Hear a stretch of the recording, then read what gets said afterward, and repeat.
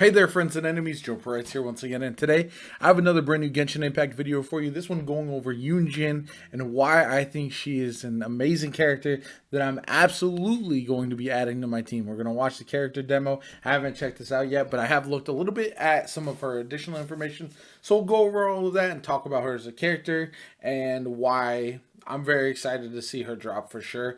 And also excited that we can get her for free, guaranteed, if you want to, during the Lantern Rite Festival, which, again, I'm very stoked about that. If you enjoyed the video, hit that like button. Make sure to subscribe to the channel. Helps me out tremendously. Shows you want to see more of my Genshin Impact content, which I do put up on the channel pretty regularly. So thank you so much for that. Let me know in the comments down below, if you're picking one of the characters for the Lantern Rite Festival, who's it going to be? Yunjin, somebody else? I have most constellations for the other characters, so that's why it makes it a pretty easy decision for me personally.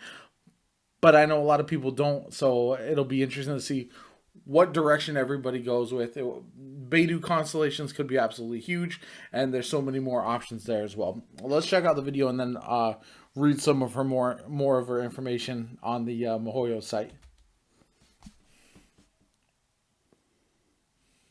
My name is Yunjin. Such a pleasure to finally meet you, and I'd be honored to have you attend a performance sometime. Her design is fantastic. The opera troupe has been under my leadership for quite some time now. Life mirrors opera, just as opera reflects life. It's what I truly love, and it's what I will be pursuing for the rest of my life. Nice. Many of Liyue's legends are centered around stories of gods and the Adepti, so most operas focus on the supernatural too. But in this age of humanity, I would rather like to tell stories about ordinary people. I began my training in the art of the spear, hoping to enhance my performance in stage combat. I stuck with it, hoping to master the techniques of self-defense. I believe I've grasped the basics now. Her text looks pretty cool. Better be careful when we're sparring together in the future. And step. Flex up. Observe. I like the flag aspect. Adding that to your characters for sure.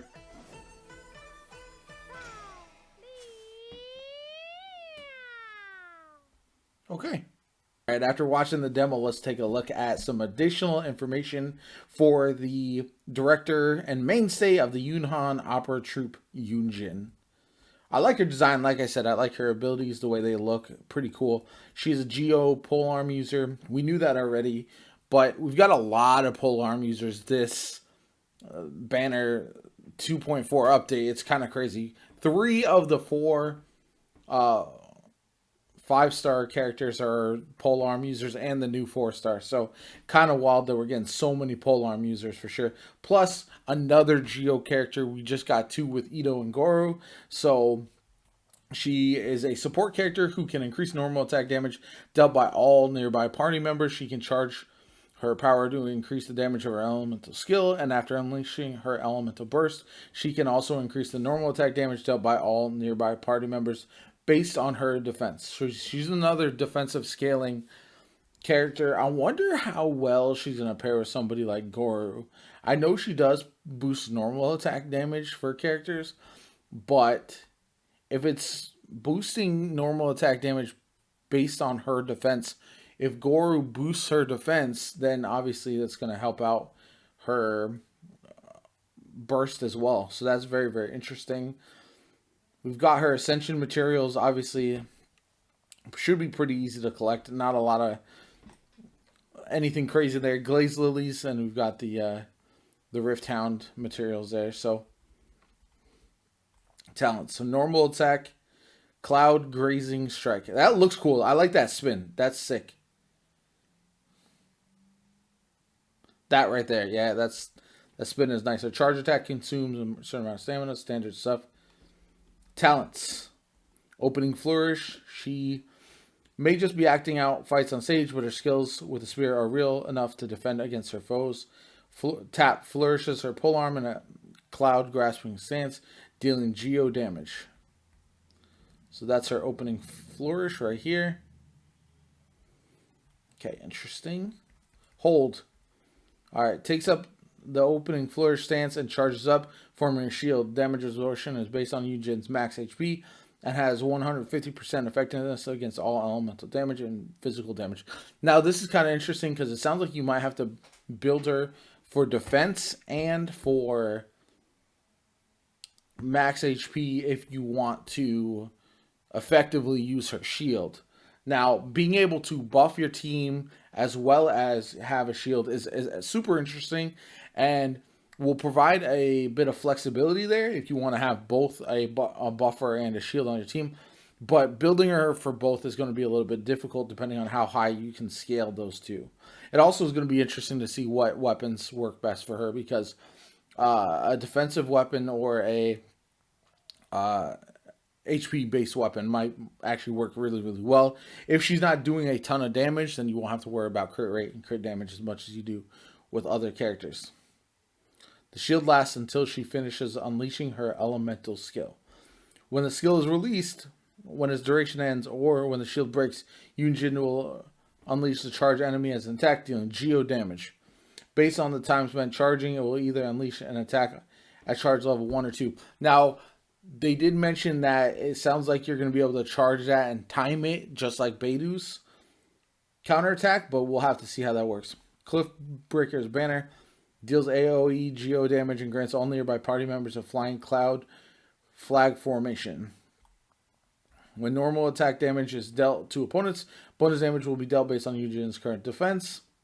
The effects will be cleared after a set duration or after being triggered a specific number of times. When one normal attack hits multiple opponents, the effect is triggered multiple times according to the number of opponents hit. The number of times the effect is triggered is counted independently for each member of the party with flying cloud flag formation.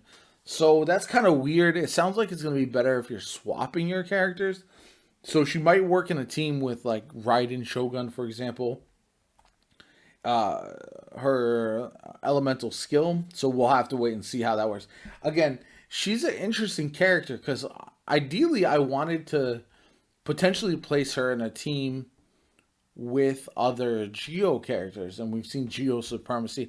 I've really enjoyed Ito Goro and then a Zhongli team with an additional character. But I'm not sure if her scaling is going to really work for that squad. And if she's going to be better off with a different team that doesn't focus around Geo as much. But we'll have to wait and see and test her out.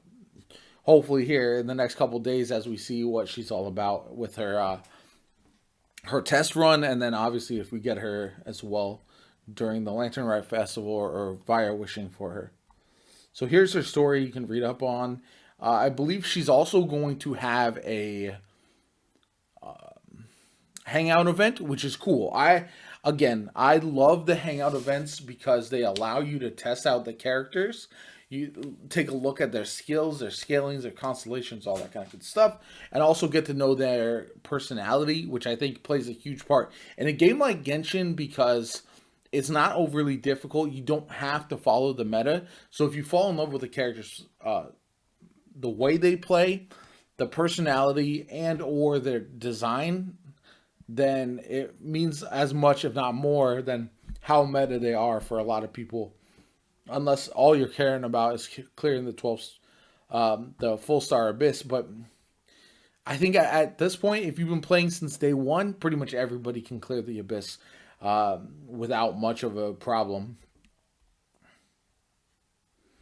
Okay, her voiceover, here you go. There's a lot more to read here.